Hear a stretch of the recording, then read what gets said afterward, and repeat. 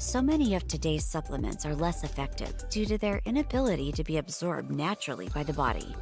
Using our own proprietary hydrostat nano delivery breakthrough, we reduce the particle size of critical nutrients smaller than ever before, allowing them to absorb in your mouth while swishing for 30 seconds or more. Glutathione is your body's master antioxidant. It's responsible for boosting your energy, detoxifying cells, reducing inflammation, and boosting the immune system. If glutathione is so amazing, why have you never heard of it? Because glutathione is extremely fragile, and if taken orally, it will be destroyed via the digestive process, rendering it virtually useless to the body. Until now, NutraSwish applies nanotechnology to achieve maximum absorption. Now, glutathione and other nutrients can be absorbed simply and quickly by swishing in the mouth instead of being destroyed in the stomach. Using this same nanotechnology, we've created the ultimate skincare product, Numi Skin. We've been able to achieve unparalleled absorption for key ingredients, including collagen, hyaluronic acid, and more. Some of the top skin experts in the world work together to create the ultimate blend of skin-enhancing nanonutrients, creating the most amazing before and after results. With our nano solution, you no longer have to wait months to experience the effects of skincare and supplementation. Our customers are noticing a difference within a matter of days. Don't wait to look, feel, and live your best life. A new you starts with Numi.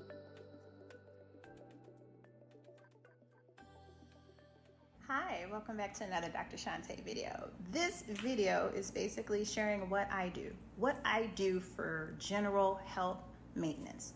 Well, in addition to just eating healthy, I take supplements. I take them habitually. The first supplement on the list is a multivitamin. A good multivitamin from A to zinc. That is what I take. I take it in the form of a hair, skin, and nail vitamin, but a multivitamin is suffice. The next thing is I take omega-3. I don't do the fish oil cap. I do this in a liquid because this is one of the 3 macronutrients that we need, right? We need carbohydrates, proteins, fatty acids. Okay, that's how I do that. In addition to taking a probiotic, I take prebiotics. I may take the prebiotics more frequently than the probiotics, and I can go over later the why to that. And I also take digestive enzymes. Those are the main things I take. Additional supplements that I take a superfood powder, and I have this much of water inside of the bottle before I put like 1 or 2 teaspoons of that powder in there. I'll make a separate video talking about it because it has so much benefit, but this is also something that I use on a daily basis.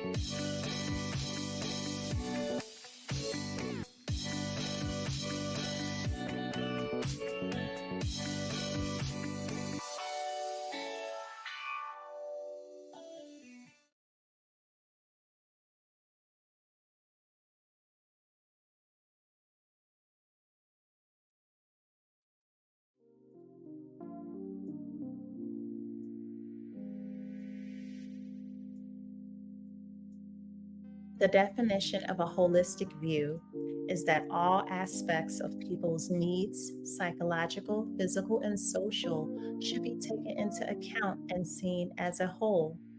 Holistic relationships is leading the charge in sparking real conversations that transcend the ordinary, aiming not only to explore life's intricate facets, but also to inspire positive change and cultivate better approaches to every topic we touch. In the realm of love and relationships, marriage and divorce, parenting struggles and single parenting triumphs, toxic relationships, and the liberating journey out of codependency. Our goal is crystal clear. We are architects of change, crafting blueprints for better, more holistic relationships that stand the test of time. This isn't just a show or podcast, it is a movement. Each episode is an invitation to recalibrate your perspective, to rethink conventional norms, and to embark on a journey towards a more fulfilling life. From the nuanced dance of co-parenting to the empowering pursuit of self-confidence, we are here to guide you towards positive transformation, empowerment of self and others, setting goals, building legacies, and collecting fortune with purpose. Holistic relationships is more than a show, it's a philosophy. We navigate the complex terrain of aging gracefully and achieving optimal health and weight loss, shedding light on compatibility in relationships and imparting wisdom on the art of dating and courtship. Join us as we forge a community committed to positive change, where every conversation is a catalyst for growth, every revelation is a step towards understanding, and every piece of advice is a key to unlocking a more holistic and fulfilling life. Welcome to Holistic Relationships, where the pursuit of better, more meaningful connections begin, and positive change is not just encouraged, but celebrated.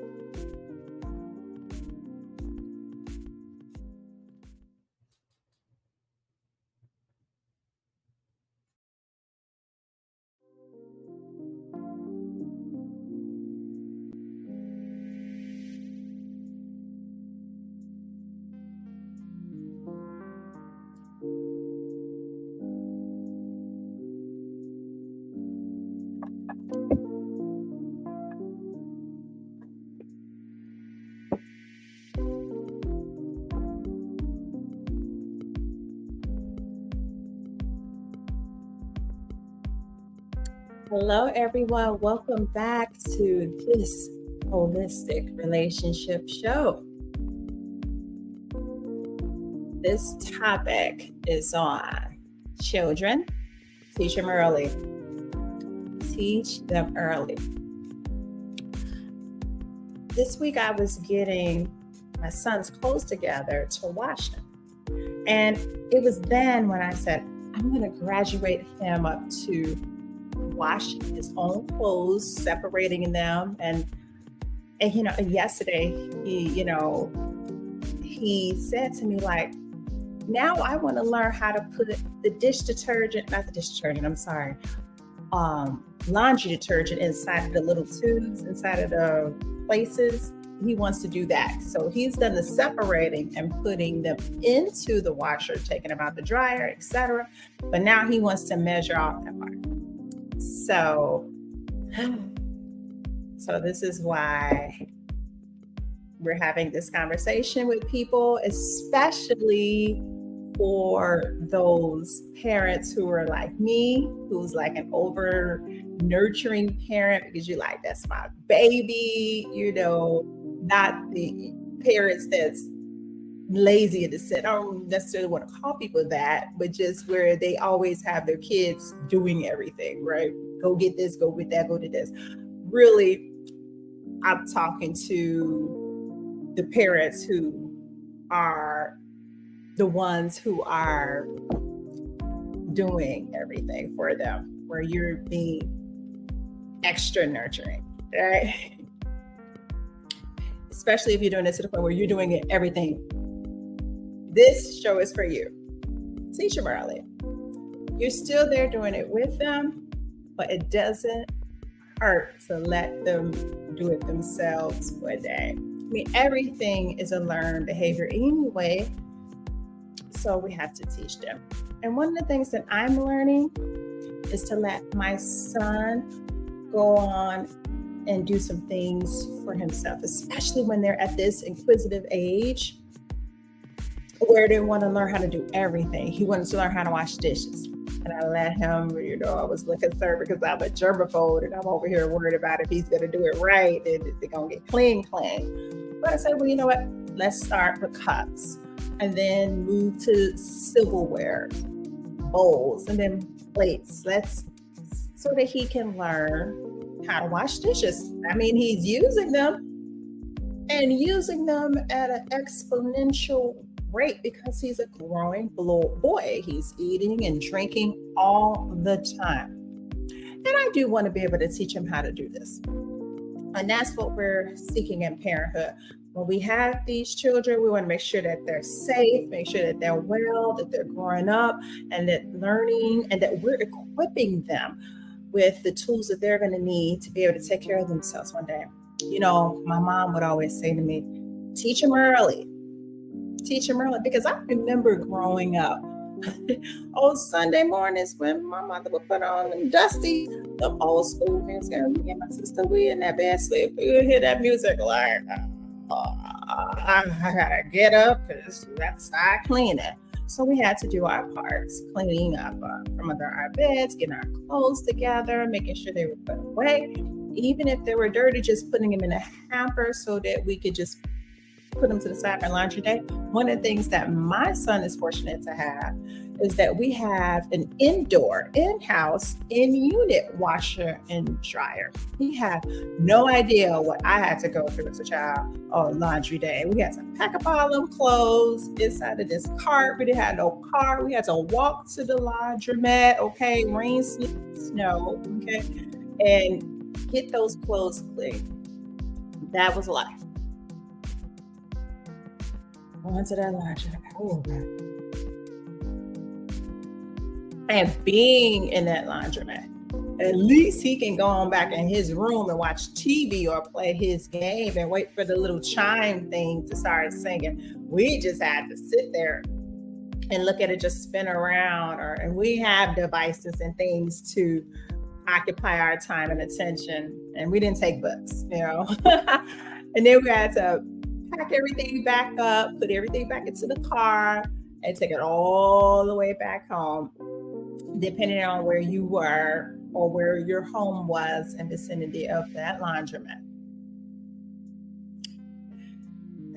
That's what it was like for me. Yeah, it was something else. I think of it now and I'd be like, whew, I'm so glad that this is a breeze. My challenge for laundry now is putting it away once it's clean. I have clean clothes that's in hampers, separated where they're supposed to go, as I still got a little bit of OCD. But now I have him doing that as well. Putting the clothes together, putting them away. But now he's gotten older. We can keep the house cleaner together. He wasn't conscious of this as a baby. And maybe I could have started a little earlier in getting him, but he was my only surviving child. So I was a little bit more motherly to him because of that, because of my particular challenges during my childbearing years. So I have to take that into account that, hey, yes, you want to be able to take care of him, but taking care of him is also helping him learn how to do some things for himself. There are many things that you know. And one of the things that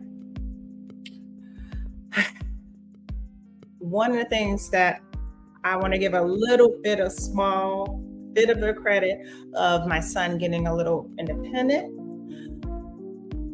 I do credit me letting go and letting him be able to do on his own, a little teensy bit of credit to his father, because it was him And again, I think he just didn't want to do most of the stuff that I was doing, lazy in that sense. Wasn't around him and that much in those formative years to nurture him. So now he gets a full-blown 6-year-old and he's looking at this situation. And of course, I'm making this up. This is just me speculating, but I do know him. And then I'll be like, why you can't just do that? I did it. And, but he looking at him like, he can get a job, too. And so he like, you can do this. And then for a very short period of time that when he was with his father, and I would visit and I was around and watching his interaction and how he was raising. And see, ladies, and this is something, I am not friends with that child's father. That's a whole other story. But I will tell you, despite my personal feelings, when I was in that man's house and observing it with the exchange and the interaction between him and the father, I did not refute, dispute, or anything. He would look to me and I would look to him.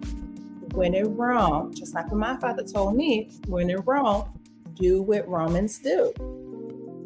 And that was simply mean that when you're in another person's house, just roll with it. And regardless of that, you have to be respectful of their rules, okay? Regardless.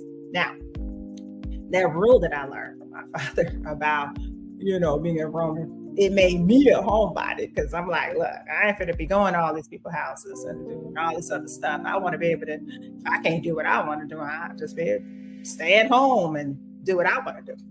So that's why I didn't just go to people's houses. I just stay home because I already know my mama let me do this, so I'm gonna stay here. I made it real simple. Rather than complaining about what other people did what they wanted me to do in their house, I just didn't go to their house. Simple solution. I was much happier, much more content because I was able to do what I wanted to do. And my place of comfort, and I already knew the do's and don'ts in my mama house, she gave me a little bit more leniency than in some other places. And I wasn't doing a whole lot, and I wasn't a bad child anyway. But I still appreciated being able to do what I wanted to do.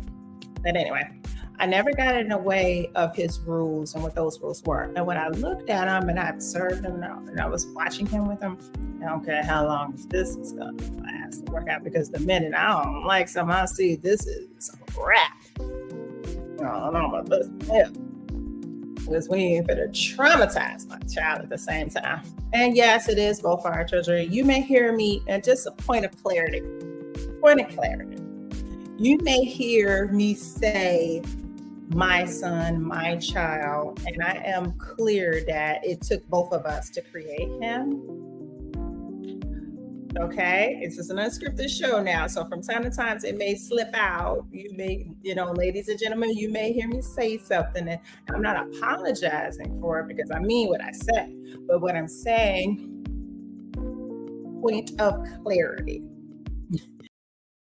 Record, if it comes out a certain way, please know that's the reaction to something that didn't happen, that we're not going to get into here, but it is something that has happened that has now given me this disposition, because I did not go in feeling this kind of way.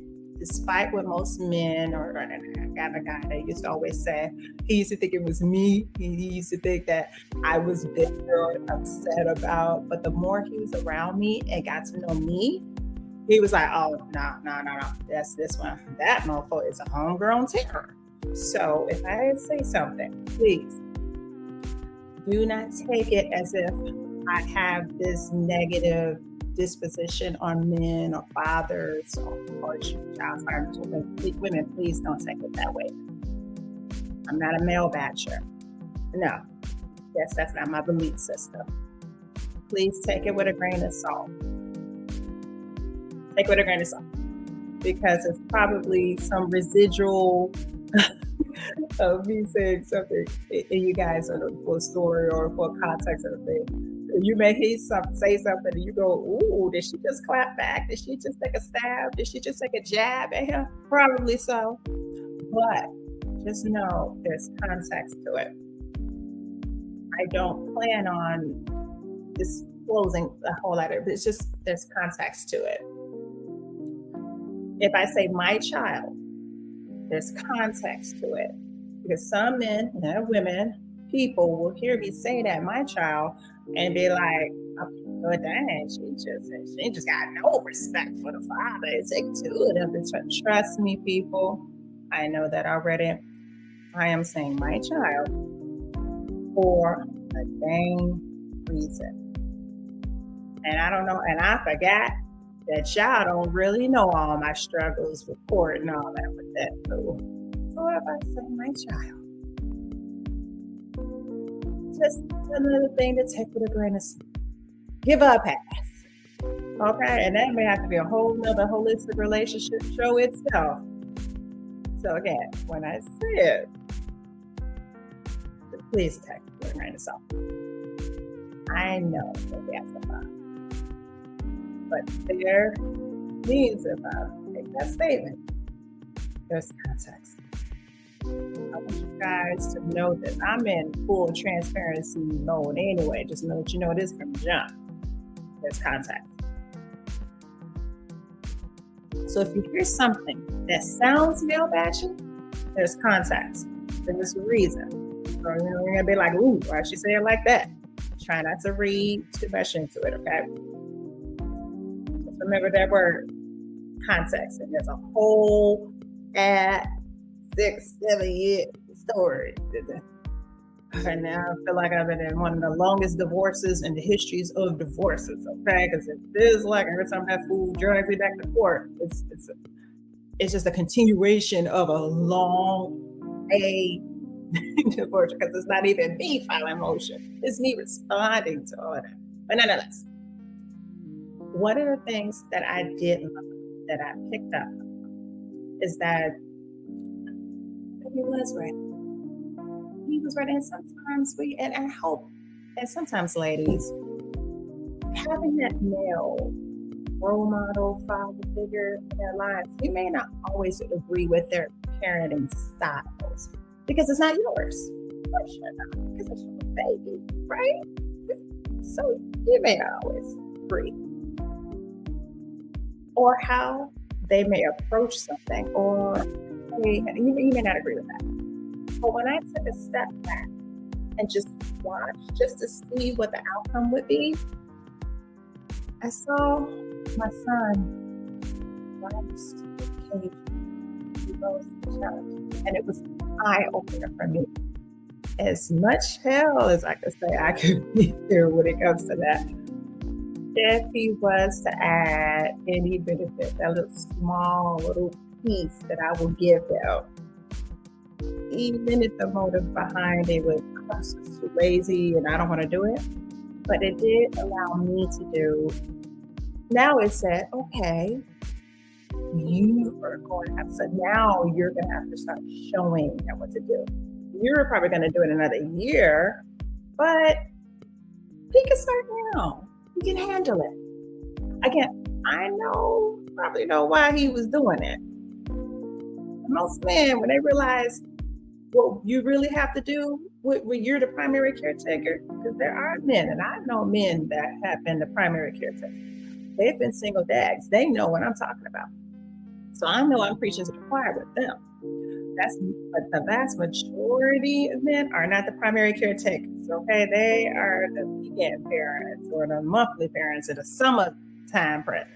But the ones who were the primary caretakers, they get it. But the ones who don't, they don't necessarily get it. So when they have to do it and you have to drop it on them, and in the scenario that I'm giving, I gave an already made child that was already potty trained, that could talk, that could say, I'm hungry, I'm thirsty, knew how to dress himself, knew how to make up his bed.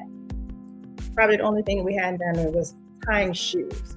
And the reason that we hadn't done, tying shoes, because most of the shoes that we had up to his age group were the type of shoes where they snap, they had the Velcro, or it was a little pull strap or something real quick to put on. He hadn't had that yet. So that was one of the things he did have to teach him. And he thought he was just dad of the millennial here, because he has to teach him. No, sir. It's because our son is a taller guy, young man with bigger feet. And so he's outgrown what's in the age group. He probably would be still in a full snap of one of them girls because of his age. But because he's bigger, now he's in a boy's shoe, which means now that older boy, which you couldn't tell him anything. You can tell him that, but because he's smarter than everybody in the world. So anyway, what I'm saying, in teaching them early, you will be surprised that they are ready. This is the time that we need to do it. Not when they get older and start feeling themselves and smelling themselves and getting lazy and just want to do what they want to do. You want to instill this in them as early as you can. So the whole point of me telling you this story was just to say, I was getting ready to do it. I would have done it a year later. But just in that dynamic, in that situation, I decided to go on and do it early. Oh, I was able to learn. Oh, he's not such a little baby, and you probably do need to stop babying him. Not saying that every mom is going to be like that. Every mom is going to be that way to their baby boy or to their son. Every mom is going to be like that. But some women have different, some women are more feminine and some are more masculine, just depending on who they are and their core character. So every woman that gives birth isn't going to be that extra feminine, nurturing type. That's not how that is. Just because they have the reproductive system and the physiology of a woman doesn't mean that they're going to be the type of mother that nurtures. Some women are high disciplinarians, and you don't see so much of the extra affection and nurturing and mothering, and you may not see that. So sometimes that is the case, and you may feel that love and nurturing spirit from the dad. So it really just depends on the people involved and who they are when it comes to that. But again, it let me know that my son was able to start a lot earlier than I had thought. I was still helping him in bathing him. He was like 5 or 7, and I was still helping him in bathing him. When he's 6, and then when he went with Sad for a brief period of time, Sad was like, okay. He said, we got in the shower, and I showed him, do what I do. And that's a paraphrasing of that. And from there, he washed himself up. After that, I told him, go in the shower. Next day, you go. And I was like, you're not going to go with him again? He's like, no, shut up. Are you good? But I was like, he was like, he had a moment where he did this. He said, do it.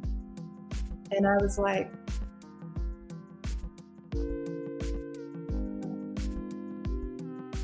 and we stood there. So it's hard, moms, with your boys, your babies. But that dad, sometimes having that man is bigger than he like, nah, let that do that. He can do it. I ain't gonna wipe his butt. No, you may have done that, but I'm gonna. He got to do it. And I was like, well, what if he gets in there? He was like, well, if he don't want the ish on his hand, then you have to learn how to do it right. He did. It's hard. So I say that to say too, and this is another show, that balance. I'm not saying, ladies, that we're not capable of it, but men know their experience in the world versus ours, for the most part. And this isn't to say that we're not intelligent enough to come to that conclusion one day. It's just that men that come to that conclusion a lot sooner than when it's new. They may be able to gauge that faster than us. That's what's going to happen, or it could happen. And that's when I got to my conclusion, like, wow, I got to let him start doing something. So when he came back home with me, I started giving him more things to do on his own. You gotta do it. So now he has full blown out chores. And there are some things I still do for him. I still go in from time to time and take care of my baby, but I do have to stop myself and say, no, he has to do this. I'm not doing him any favors doing it for him. I can help him from time to time, but I do need to pass this on to him. So cleaning himself and all of this stuff, that's his job. It's been that way for a year or so now. I ain't going behind checking to see. Nope, that's on you. That's it. Yep, I had to stop it last year, so he'll be 8 this year. So the year of 7, when he turned 7. I started teaching him things. There is still oversight. Just now giving him more freedom, So when in case of laundry, knowing, hey, when it's time to get that laundry done, what are you supposed to do? When it's time to clean up your room, what does that look like? How much water should you be drinking every day? Did you put your water in your book bag? Did you fill up your water bottle? Did you clean it and put it back in it? If you don't put it in there, then somebody ain't gonna have water for the day. That's hard love. When he forget, I used to always go and get him and put his gloves in his pocket and make sure he had everything he needed because I love my baby. I'm just that nurturing mother. I'm a nurturer. I take care of people. You know that saying, this gonna hurt me more than it's gonna hurt you? I've had to experience that on several fronts, and not just when it was time for me to get a spanking. And my son's pretty obedient. He realized that, Mom can get a little cray. So I'm just gonna go over here and do my own thing. So he's real easy going. He just wanna play. He just wanna play, do his own thing, eat, be good. So I don't really have a problem at all. And he knows. Yeah. Well, I tell you, it is a joy. It's this whole learning thing, because we learning as parents too. It's not just them learning in this; they learn it. Those sayings, this gonna hurt me more than it's gonna hurt you. And I used to be like, what? That don't even make no sense. Oh, and I'm gonna show you better I can tell you. Yeah. So when he's finished chores, he knows that day of the week that he gotta do. And what that's done?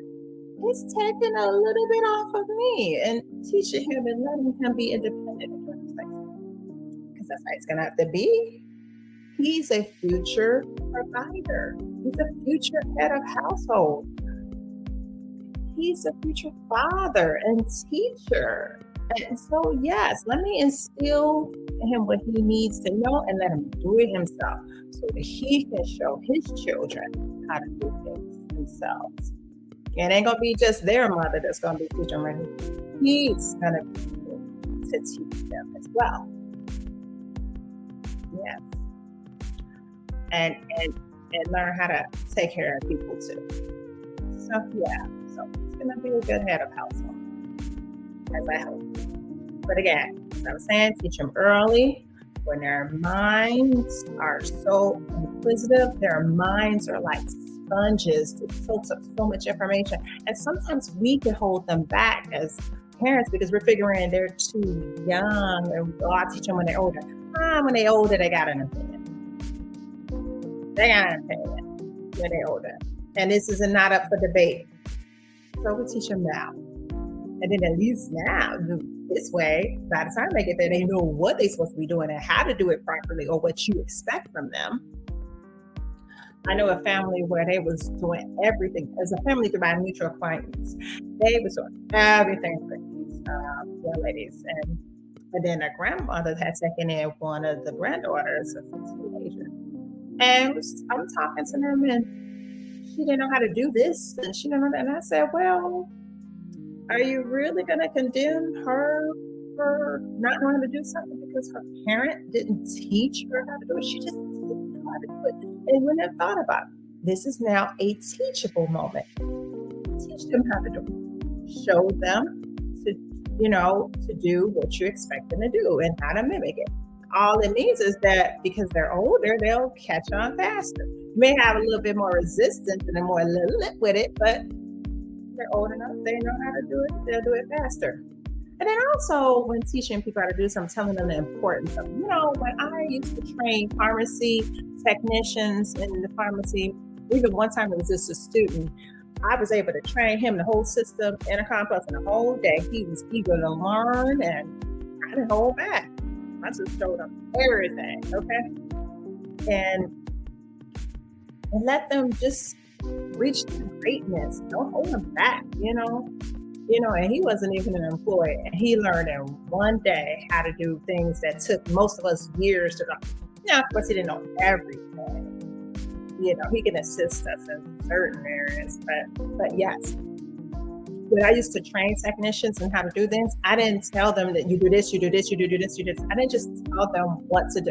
I told them why it was important to do it. That made it stick. It made all the difference because they knew why they were doing it. I told them the implications that if you didn't do this thing, what could go wrong, how that can impact someone's lives, how it can impact you, how it can impact the whole team. And it's important that they remember to do this. Let me tell you, when you train that way, you get better subordinates.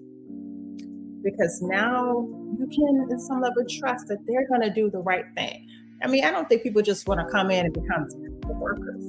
I think they kind of morph into being bad workers over time because of unfair treatment, injustice, other kinds of workplace politics that plays a factor in that.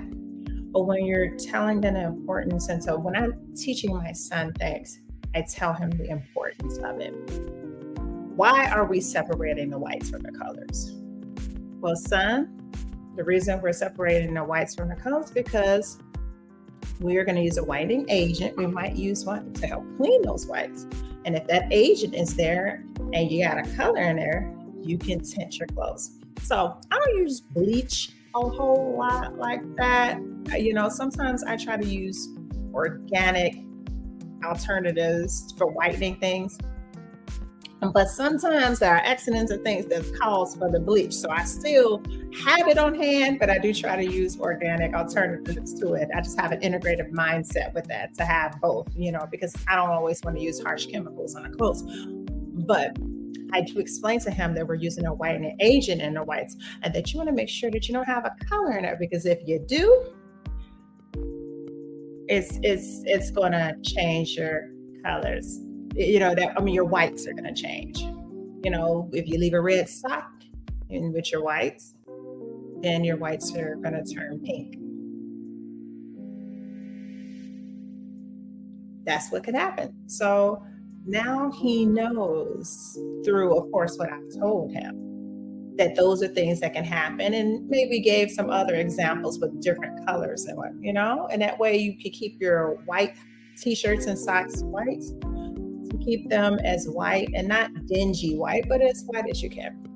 But I don't really buy him white underwear. Not for the little boys. No, I don't think that that's really good, especially during potty training years. So we're not doing that because sometimes they have little stains in the front from not being on themselves, but from maybe they didn't wait for every drip to come out when they didn't remember to shake or whatever, and then they're putting themselves back together, and then you notice that there's a little tinge of yellow that depending on how much water they was drinking and how highly concentrated the stain will be. So yeah, I don't buy white underwear for that reason, and also because of the flip side, if they don't wipe good in the back, and that even applies to adults, and but so. He's like me in a way where we're not going to do poo in public. The only time that that's really happening in a public place, the only time that does really happen is if something that was going on with the system and it forced it to happen, and I can hold it or something. But we poo at home for the most part. And I'm finding that he doesn't do. Because I asked him, did you have a bowel movement in school? And he was like, no, but he'll do it at home.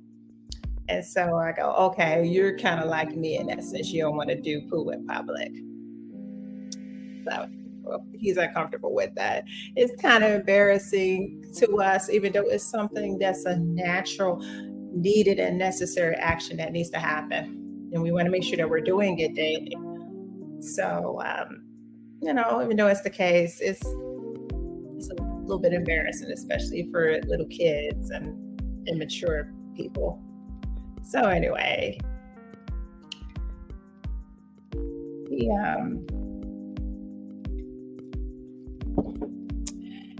he's learning, and I'm just explaining why to him. So that's been helpful. So whenever he's learning how to do stuff, he knows the why, and he's really asking, I tell him about not leaving a towel on the shower floor. When you're done showering, you drop the towel and you left it there. Well, we did an experiment. I took some water, maybe something that was a dirty pot or something where I cleaned it. No, it was already dirty. I was cleaning out what was in there, and I put soap on it, and I let it sit there for like a day and a half, a couple days.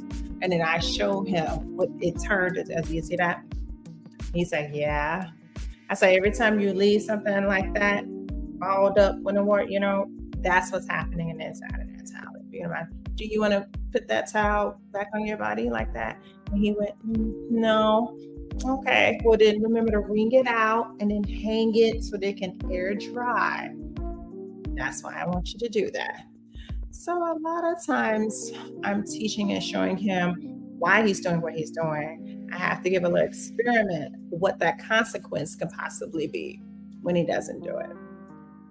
Yeah. So he had a situation where he put something colorful in some whites, and he saw it. Then she saw it. Now he knows. Hey, he didn't put those gloves in the pocket like the way I kept telling him. Like I say, hey, make sure your gloves are in your pocket. He didn't do it. Guess what? We had some freezing temperatures at one. Somebody had to keep his hands in his pocket and realize that little gap of skin that was exposed to the air didn't feel good.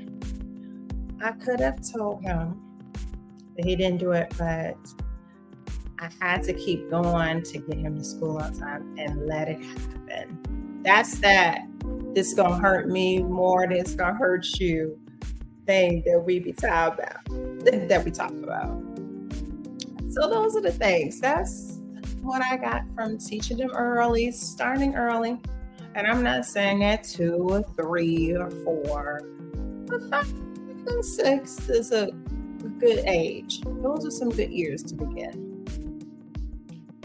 If your child is already 7, 8, and you haven't begun doing those things, you're treading in troubled waters, because that child could be possibly resistant and can give you a hard time trying to do these things later.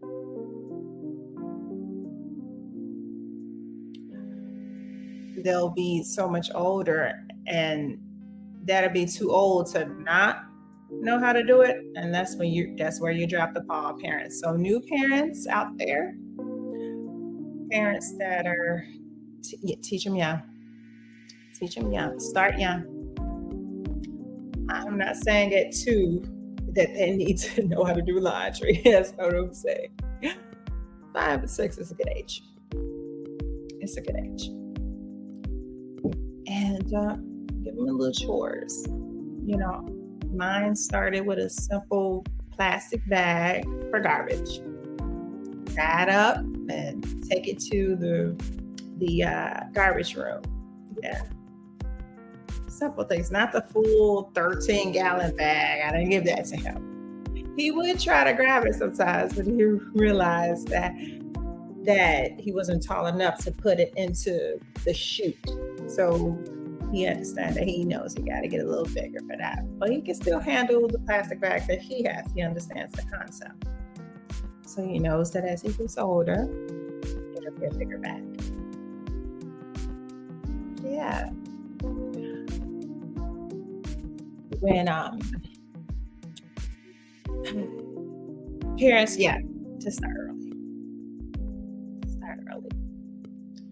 After they're potty trained, and some are going to be potty trained a lot earlier than others. That's why I say 5 to 6 is a good age to start implementing those chores. Things for them to learn how to do. Yeah, and sometimes when he was with his dad, and I would FaceTime down there, and I see him over there cutting, about to make some dinner or something with his father. And I'm afraid about that knife, but he's teaching him, and as long as he's being supervised, we can always catch anything that's getting ready to happen. But I pull it on edge. But that's when you're involved in your kids' lives, and you're making sure that they're learning what they're supposed to be learning. So, yeah.